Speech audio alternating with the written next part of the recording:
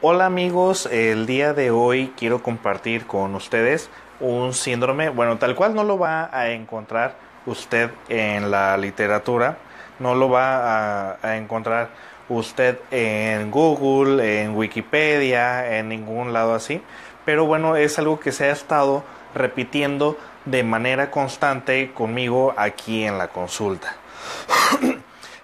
Yo lo he nombrado hasta ahorita el síndrome del capo. ¿A qué me refiero con esto? Bueno, me refiero con esos hermanos, cuando hay peleas, esto es para las personas que tienen hermanos. Papá y mamá nos dicen que no hay un favorito. Papá y mamá nos dicen que a todos los hermanos, a todos los hijos los educan por igual. Papá y mamá nos dicen que ellos, digamos, no tienen un favorito, a todos los educan por igual y que no, y que ningún hermano es mejor que el otro. Bueno, déjeme decirle que esto no es cierto, no es así. Siempre hay un favorito, hay un favorito. Hay alguien por el que papá o mamá se inclinan un poco más. Y bueno, de esta manera, es como se va eligiendo al favorito. O sea, ¿cómo es que se elige al favorito? Bueno, se elige de la siguiente manera. El papá o la mamá eligen a uno de los hijos, lo eligen como el favorito, pero porque éste hace un refuerzo de las reglas de papá y de mamá. Bueno, entre los hermanos se puede notar y se puede decir es que mi hermano es el favorito. Él porque hace esto. O mi hermana es la favorita porque es la bonita, o porque es la menor, o porque es mujer, o por cualquier cosa. Uno de los hermanos detecta de manera inmediata que el otro es el favorito. El que es el favorito no lo detecta. El que es el favorito muy rara vez se llega a dar cuenta de que es el favorito. Pero el que no es el favorito lo detecta de manera inmediata. ¿Por qué lo detecta de manera inmediata? Lo detecta de manera inmediata porque uno nota que hay más castigos. Nota que con él tienen la mano un poquito más pesada. Tiene más tareas del hogar. Le exigen más. Y además identifica que a su hermano o hermana pues son como que muy le piden tanto. Entonces, en ese momento, el hermano, el que no es el favorito, comienza a agarrar un odio, o comienza a generar, perdón, un odio hacia su hermano que él ha identificado que es el favorito y comienzan los conflictos entre hermanos y también entre las familias. Bueno, ¿por qué pasa esto? Se le conoce, perdón, lo llamo el síndrome del capo. ¿A qué me refiero con el síndrome del capo? Durante la Segunda Guerra Mundial, en la Alemania nazi, existían tres tipos de personas.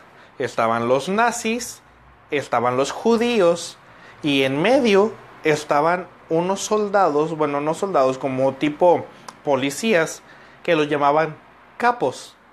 Estos capos eran mismos judíos que eran seleccionados por los nazis porque identificaban los nazis que ellos tenían cierto nivel de agresividad, por lo tanto, la labor de ellos era mantener el control de los campos de concentración en la Segunda Guerra Mundial. ¿Cómo es que mantenían el control? Bueno, los nazis no se querían ensuciar las manos, entonces hacían que los capos mantuvieran el control. Les daban beneficios y recompensas a los capos por el hecho de mantener el control. ¿Y cuáles eran esos beneficios y recompensas? Uno es que no los iban a asesinar. Dos, iban a tener sus 3 comidas al día. 3, iban a tener su cama calientita. Y bueno, iban a poder bañarse todos los días y no se iban a preocupar por absolutamente nada, siempre y cuando mantuvieran ellos el control de los campos de exterminio. Bueno, entonces los capos, que eran mismos judíos, pero con un cierto grado de agresividad, a diferencia de sus otros compatriotas, sus otros compañeros, bueno, pues entonces los capos se ven en la necesidad de mantener el orden. Y para poder mantenerse vigentes, ellos iban subiendo cada vez más el tono de agresividad con tal de mantener el orden y mantener, obviamente, en consecuencia, sus beneficios. No los iban a dejar ir de la nada. Los capos llegaron a asesinar también muchas personas, muchos judíos, con tal de mantenerse vigentes y mantenerse prácticamente con vida. Bueno, en ese momento ya no había tiempo para pensar en religión, ya no había tiempo para pensar en Dios, ya no había tiempo para nada de eso. La moral ya se había perdido. ¿Por qué? Porque ahora lo que quedaba era mantenerse con vida. Bueno, una vez explicando esto, vamos a transportarlo a la familia. ¿Cómo lo vamos a transportar a la familia? Bueno, papá y mamá, vamos a suponer, son los nazis. Y los hijos son los judíos. Los que ponen las reglas son papá y mamá, o sea, los nazis. Y los hijos, que son los judíos, son los encargados de acatar las reglas. Nosotros, cuando uno de ellos comience a respetar nuestras reglas, y no solamente a respetar nuestras reglas, empiece a reforzarlas. El hijo que hace que las reglas se cumplan, ¿qué crees? Ese se va a convertir en automático en el favorito de papá y de mamá. Mientras que el otro, el que no hace que se refuercen las reglas y que más hasta las llega a quebrantar, él va a ser el hijo no favorito. Y se va a notar. Y en ocasiones papá y mamá van a decir, ¿por qué no puedes ser como tu hermano? ¿Por qué no puedes hacer esto? Mira a tu hermano que bien portadito. No significa que tu hermano es bien portadito, significa que tu hermano sí sigue nuestras órdenes. Entonces, ¿qué es lo que haces cuando uno de tus hijos sigue tus órdenes? Bueno, de forma inconsciente, no te das cuenta que lo premias, lo consientes un poco más. Entonces, en el momento de que está reforzando las reglas, así como los capos reforzaban las reglas de los nazis, bueno, se han convertido en los favoritos. Se empieza a premiar al hijo favorito por reforzar la regla de papá y mamá. Piense usted, si tiene más de 25 años, entre 20 y 25 años de edad, o bueno, de 20 en adelante, y piense usted en las tardeadas. ¿Se acuerda de las tardeadas? Las que se hacían en la secundaria, las que se hacían de 4 o de las 3 de la tarde a 7 de la noche, y que mamá le decía, tienes que estar aquí a más tardar a las 8:30 o 9 de la noche. ¿Se acuerda? ¿Se acuerda de ese tipo de eventos? Imagínese, usted iba a una tardeada y le dijeron que tenía que llegar a las 9 de la noche a la casa. Pero estaba muy bueno el ambiente, estaba muy buena la plática, estabas con los amigos y pues te dan las 9 de la noche y dices, chin, ves la hora, está muy bueno el ambiente, pues me quedo media hora más y al cabo mis papás iban a salir. Entonces llegas a tu casa a las 9:40, 9:50 y llegas asustado pensando que van a estar papá y mamá y ándale que no están y es un alivio. Y bueno, tu hermano o hermanita se dio cuenta que tú llegaste, que no llegaste a las 9 de la noche, que no llegaste a la hora que habías acordado con papá y mamá. Entonces tú sientes un alivio porque no están papá y mamá y ándale que a breves minutos llega papá y mamá y es el crimen perfecto. Es el crimen perfecto porque ellos no se dieron cuenta que tú llegaste tarde. Pero ese hermanito o hermanita, ¿qué crees que hace? Le dice, mamá, papá, mi hermanito, mi hermano, llegó tarde, no llegó a las 9 de la noche, llegó hasta las 9:30, llegó hasta las 10 de la noche, apenas acaba de llegar. ¡Sas! Y que se viene toda la ola de regaños, a veces hasta golpes por parte de papá y mamá, y empieza ahí la discusión. ¿Qué pasó con el hermano que le dijo a papá y a mamá que habías llegado tarde? Con eso él estaba reforzando las reglas de papá y mamá. Y él sabe que en el momento de estar reforzando las reglas de papá y mamá, pues ándale que él lo que sabe que va a obtener es una recompensa. ¿Qué tipo de recompensa? No sé, a veces va a ser económica, a veces va a ser que le compren juguetes, a veces va a ser que le otorguen más permisos, a veces va a ser, no sé, cualquier tipo de cosas, algún beneficio que tú sabes que tú no lo tienes. Un beneficio que a ti te han quitado y que se lo otorgaron a él. ¿Qué estaba haciendo él? Como los capos, estaba reforzando las reglas para él mantenerse vigente y poder seguir teniendo beneficios como los capos. Y tú como judío que no refuerzas para nada las reglas de papá y mamá, pues evidentemente no eres el favorito. Entonces, aquí ¿qué es lo que pasa? Que tú luego, el que no fue el favorito para nada, de manera posterior va a estar buscando, porque no deja de ser tu papá y tu mamá.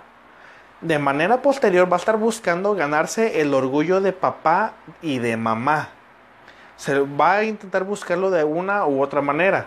Entonces ese, el que no fue el favorito, la mayor parte de las veces, pues es el que estudió una carrera. Es el que puso un negocio y pegó. Es el que llegó lejos en su trabajo. Es el que puso, no sé, algo, tuvo una iniciativa de algo y llegó lejos. Entonces ese, el que no fue el favorito, busca de esa manera la aprobación de papá y mamá y ser el orgullo de ellos para decir, mira, no reforcé tus reglas, pero haciendo esto, estudiando una carrera, poniendo un negocio o cualquier otra cosa que se vea bien vista en sociedad, pues también vale la pena, por la cual tú puedas estar orgulloso de mí. Y tu mamá y tu papá van a decir, pues sí, qué bueno, qué felicidades, qué bueno que lo hiciste. Pero sigue siendo esa persona que no reforzaba mis reglas. Entonces, ¿qué pasa con el favorito? Muchas veces el favorito tiende a simplemente ser un poquito más lambiscón con papá y con mamá, con quien más le haya funcionado, y porque esa ha sido la forma de ganarse la vida. Entonces después papá y mamá se van a quejar de ese hijo que no hace otra cosa más que ser un mantenido y que después comienzan a renegar de él o de ella. Y después papá y mamá se van a comenzar a quejar de algo que ellos mismos crearon. Bueno, entonces el síndrome del capo, que yo lo he nombrado así por esta situación que se da entre hermanos, pues papá y mamá dicen que no hay un favorito, que ellos no, la educación es igual, que es similar, que con todos es parejo. Es falso, no se puede. ¿Por qué? Porque siempre va a haber uno al que ya reforzaste un poquito, porque ya reforzó tus reglas. Entonces en ese momento se convirtió en tu favorito. Y de manera muy notoria, sin que tú te dieras cuenta, el otro hijo lo notó. Entonces van a comenzar a darse a notar el que el hijo esté renegando. Va a notar la diferencia. Entonces lo ideal, papá y mamá, es que la educación para los hijos realmente sea idéntica, que sea el parejo. Una cosa muy importante, el hijo más grande, no por ser el más grande significa que es el responsable de sus hermanitos. No, el hijo más grande no deja de ser un hijo y él no tiene por qué ser un ejemplo de nadie. O sea, él no es el papá de sus hermanitos. Él, el hijo más grande, es un hijo. Entonces el ejemplo de los hijos son papá y mamá. Entonces ellos no tuvieron un hijo más grande para que el hijo más grande fuera una niñera. No, no es una niñera. Es un hijo que también merece ejemplos. Entonces, espero que haya quedado claro lo que es el síndrome del capo. Así lo he bautizado. Es algo que pasa de manera muy recurrente. Pasa entre hermanos. Y bueno, los hermanos que estén peleados por este tipo de situación, dense cuenta de que no es porque tu hermano fuera un desgraciado, no es porque tu hermano realmente te quisiera pelear, es porque hubo algo que le enseñó que de esa forma se tenía que ganar la vida. Entonces fue la forma en cómo lo aprendió. No es tonto, no es inepto, no es torpe, es diferente y es la forma en cómo se le enseñó, es la forma en cómo lo aprendió y en cierta manera todos buscamos algo para nuestro beneficio.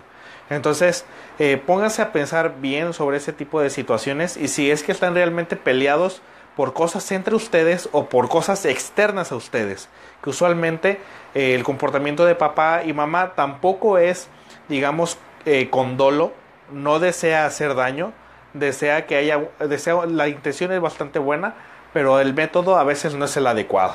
Entonces es por eso que se da de repente este tipo de disfunciones en la familia, en la pareja, en los hermanos, en todo este tipo de situaciones. Espero que haya quedado claro y que le haya gustado, y si me puede ayudar a compartir estos videos para que llegue a más gente, se lo agradecería bastante. No olvide buscarme pues en Facebook como Sergio Rodríguez Bonilla, y bueno, nos seguimos el día de mañana con otra transmisión en vivo. Si desea una cita, una consulta, puede llamar aquí en Tepic Nayarit al 212-5118 y nos vemos en la próxima.